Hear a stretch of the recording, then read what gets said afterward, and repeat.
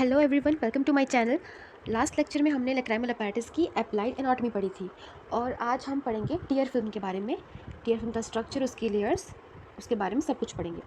Tier film, structure of tear film. Wolff एक scientist था। सबसे पहले उसने डिस्क्राइब किया detailed structure of the fluid जो कि कॉर्निया को कवर करता है। हमारे कॉर्निया को हर टाइम एक फ्लूइड ने कवर किया होता है।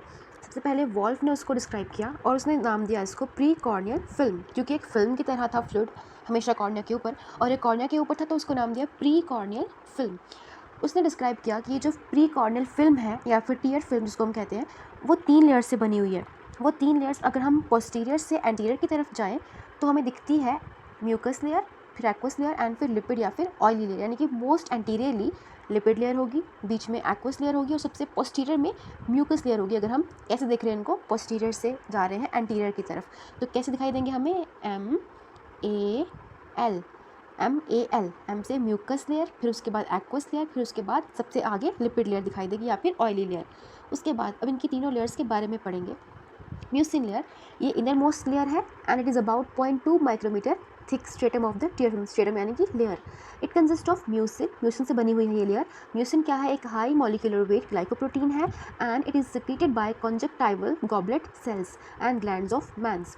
जो म्यूसिन लेयर है वो बनी है म्यूसिन से।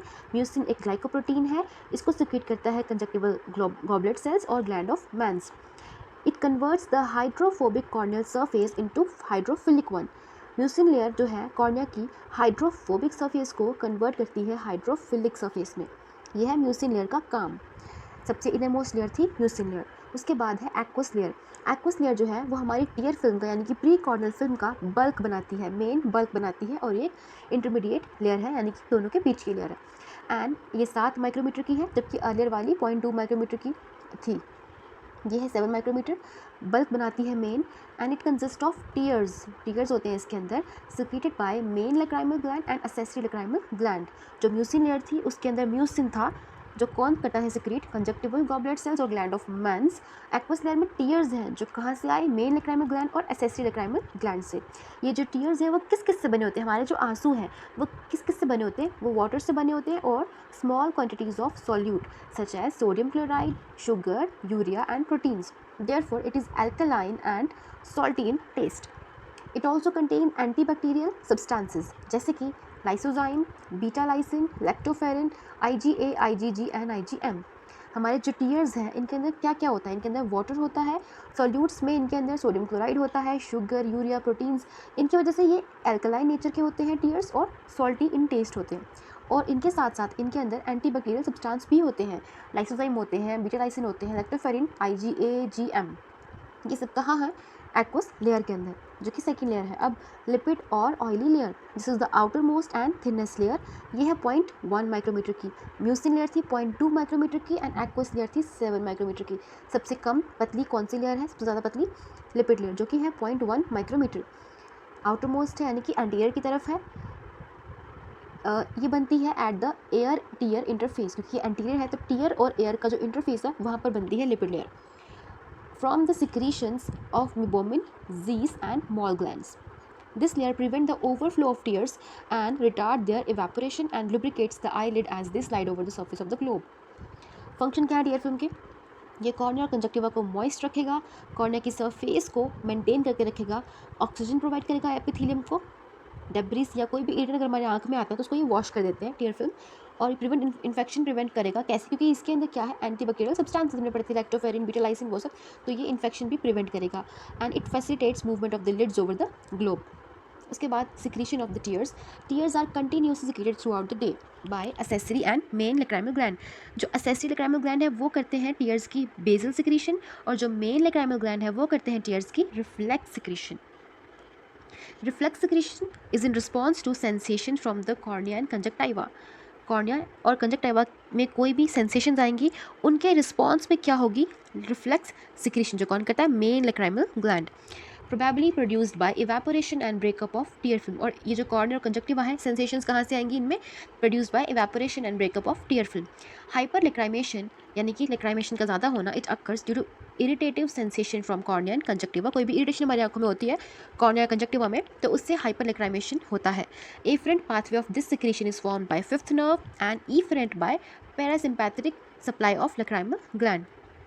Now elimination of tears. Lacrimal gland से जो टीयर्स हैं अब वो कहाँ फ्लो करते हैं, वो डाउनवर्ड जाते हैं और लेटरली हमारी जो ऑक्यूलर सरफेस है आई की, टीयर्स लैक्राइमल ग्लैंड से निकलकर डाउनवर्ड फ्लो करते हैं और laterally across the ocular surface. A variable amount of tears, कुछ अमाउंट जो है अच्छा खासा अमाउंट टीयर्स का, वो ऑक्यूलर सरफेस में ही क्या होती है, इवेपोरेशन, वहाँ से लॉस्ट हो जाते हैं टीयर्स। जो बचे हुए टीयर्स हैं वो सुपीरियर और इन्फीरियर मार्जिनल स्ट्रिप्स से फ्लो करते हुए कहाँ कलेक्ट होते हैं, लेकस लैक्राइमैलिस में। लेकस लैक्राइमैलिस क्या था, हमने लास्ट लेक्चर में पढ़ा था, जब इनर कैंथस का वो एरिया जहाँ पर ये भरा होता है टीयर फिल्म से, टीयर्स जहाँ पे एक्यूमुलेट हुए होते हैं इनर कैंथस में, उसको बोलते हैं लेकस लैक्राइमैलिस। जो टीयर्स हैं लैक्राइमल ग्लैंड से बाहर निकले, नीचे की तरफ आए, लेटरली फ्लो किया उन्होंने, कुछ अमाउंट जो है वेपरेशन से ही लॉस्ट हो गया, जो बचा हुआ पार्ट है वो फ्लो किया superior and inferior marginal strip से और कलेक्ट हो गया लेकस लैक्राइमैलिस में, from where it is drain by lacrimal passage into nasal cavity में चला गया। कहाँ से, एनएलडी से, जो पैसेज है पूरा लैक्राइमल, वहाँ से पंक्टा से कैनालिक्यूली निकलेंगी, उसके बाद लैक्राइमल सैक, वहाँ से फिर नेजो लैक्राइमल डक्ट के थ्रू कहाँ जाएगा, inferior meatus of the nose में। अबाउट 70% टीयर्स जो हैं वो ड्रेन करते हैं वाया इन्फीरियर कैनालिकुलस एंड 30% ही ड्रेन करते हैं सुपीरियर कैनालिकुलस से, यानी कि 30% जो है वो सुपीरियर पंक्टा से जाते हैं और 70% ज़्यादा मात्रा जो है वो लोअर पंक्टा से है। By an active lacrimal pump mechanism constituted by fibres of orbicularis as below. ये कैसे होता है ये नीचे बताएंगे। जब हम आईलिड को बंद करते हैं, जब हम ब्लिंक करते हैं, हमारी आईलिड बंद होती है। सो क्या होता है हमारे ब्लिंक करने से, contraction of pre tarsal orbicularis oculi, orbicularis oculi की होती है कॉन्ट्रैक्शन। उसकी कॉन्ट्रैक्शन से क्या होता है, जो हमारा एम्प्यूला है, एम्प्यूला कहाँ पर होता है, जब पंक्ता से निकलती है कैनालिक्यूली, सुपीरियर और इन्फीरियर, उनके वर्टिकल और हॉरिजॉन्टल पार्ट के बीच में एम्प्यूला होता है, ठीक है। तो ये जो एम्प्यूला है, ऑर्बिकुलरिस ऑक्यूलाई मसल की कॉन्ट्रैक्शन की वजह से जो वो एम्प्यूला होगा वो भी कंप्रेस हो जाएगा और उसके कंप्रेस होने से जो कैनालिक्यूली है वो छोटी हो जाएगी। इस सब प्रोसेस की वजह से जो टीयर फ्लूइड है जो एम्पुला के अंदर प्रेजेंट होगा, इन कंप्रेशन और कॉन्ट्रैक्शन की वजह से वो आगे प्रोपेल करेगा, आगे उसको धक्का मिलेगा और वो आगे जाएगा, ठीक है, टुवर्ड द लैक्राइमल सैक की तरफ जाएगा। किसकी वजह से गया ये, contraction of pretarsal orbicularis oculi muscle की वजह से गया। उसके बाद contraction of preseptal fibres of orbicularis, जब ऑर्बिकुलरिस मसल के प्रीसेप्टल फाइबर्स की कॉन्ट्रैक्शन होगी तो जो लैक्राइमल सैक है distends the contraction of preseptal fibres of orbicularis, जब डिस्टेंड कर देगा लैक्राइमल सैक को, it creates a negative pressure which draws the tear fluid from canaliculi into the lacrimal sac. इससे भी क्या होगा, जो फ्लूइड है वो एट लास्ट कैनालिक्यूली से या पंक्टा से लैक्राइमल सैक के अंदर आ रहा है। ये था जब हम आईलिड बंद करते हैं। अब जब हम आईलिड खोलते हैं ब्लिंक करने के बाद, तो जो ऑर्बिकुलरिस पहले कॉन्ट्रैक्ट हुआ था अब वो रिलैक्स होगा, रिलैक्सेशन हुई, it allows the canaliculi and ampulla to expand and reopen. Ampulla जो है पहले कॉन्ट्रैक्शन से कंप्रेस हो रहा था, अब ये एक्सपैंड हो रहा है and reopen and to draw the tear fluid from lacus lacrimalis and marginal tear strips. इससे क्या होगा, जो टीयर्स हैं वो लेकस लैक्राइमैलिस से आएंगे वापस, जबकि पहले जब बंद करने से आईलिड को जो टीयर्स हैं वो लेकस लैक्राइमैलिस तक जा रहे थे। अब दूसरा पार्ट है, जब प्रीसेप्टल फाइबर्स की रिलैक्सेशन होगी, जिसको हम बोलते हैं Horner's muscle, it result in collapse of the lacrimal sac. As a result a positive pressure generate होगा। पहले कॉन्ट्रैक्शन से क्या होता है, एक नेगेटिव प्रेशर जनरेट हो रहा था, बट अब रिलैक्सेशन से हो रहा है positive pressure generate, which force the tears down the nasolacrimal duct into the nose. Gravity also helps in downward flow of tears along the nasolacrimal duct. Note क्या है, in atonia of the lacrimal sac, tears are not drained through the lacrimal passages in spite of anatomical patency resulting in epiphora. इसका मतलब है जब हमारा lacrimal sac है वहीं से सारे जो टीयर्स हैं हमारे, वो उसी लैक्राइमल सैक को पास करते हुए ही आगे जा रहे हैं, आगे फ्लो कर रहे हैं और ड्रेन हो रहे हैं। जब हमारे लैक्राइमल सैक में एटोनिया हो गया, यानी कि उसकी टोनिसिटी लॉस हो गई, तो जो टीयर्स हैं वो आगे पास नहीं कर पाएंगे। जब आगे ड्रेन नहीं हो पाएंगे तो उसकी वजह से जो रिजल्ट इन एपिफोरा। एपिफोरा क्या होता है, ब्लॉकेज की वजह से या किसी भी ऑब्स्ट्रक्शन की वजह से जब जो हमारा टीयर्स हैं जब वो इकट्ठा हो जाते हैं, एक्यूमुलेट हो जाते हैं और उनकी प्रोडक्शन बड़ी नहीं है।